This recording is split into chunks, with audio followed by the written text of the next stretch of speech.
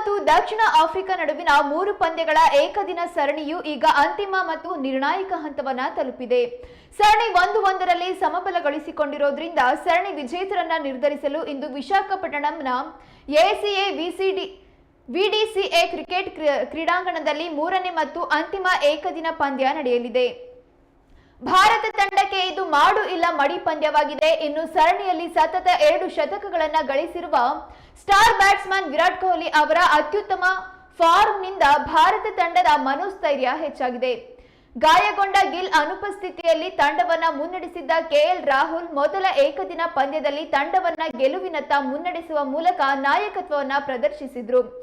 ಆದಾಗ್ಯೂ ಪ್ರೋಟಿಯಸ್ ರಾಯ್ಪುರದಲ್ಲಿ 2ನೇ ಏಕದಿನ ಪಂದ್ಯವನ್ನ 4 ವಿಕೆಟ್ಗಳಿಂದ ಗೆದ್ದು ಗಮನಾರ್ಹ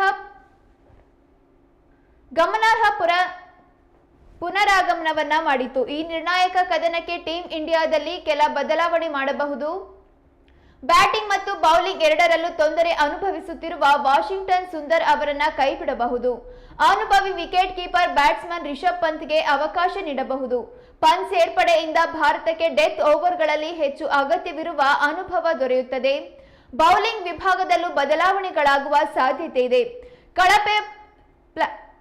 ಕಳಪೆ ಫಾರ್ಮ್ನಲ್ಲಿರುವ ವೇಗದ ಬೌಲರ್ ಪ್ರಸಿದ್ಧ ಕೃಷ್ಣ ಬದಲಿಗೆ ನಿತೀಶ್ ಕುಮಾರ್ ರೆಡ್ಡಿ ಅವರನ್ನ ಪರಿಗಣಿಸಬಹುದು.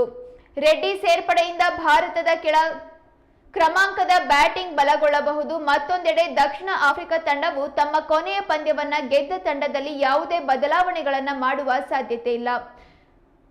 ಇನ್ನು ಅಕ್ಯುವೆದರ್ ಪ್ರಕಾರ ಭಾರತ ಮತ್ತು ದಕ್ಷಿಣ ಆಫ್ರಿಕಾ ನಡುವಿನ 3ನೇ ಪಂದ್ಯದ ಸಮಯದಲ್ಲಿ ಮೋಡ ಕವಿದ ವಾತಾವರಣವಿರುತ್ತದೆ. ಆದರೆ ಮಳೆ ಬರುವ ಸಾಧ್ಯತೆ ಇಲ್ಲ.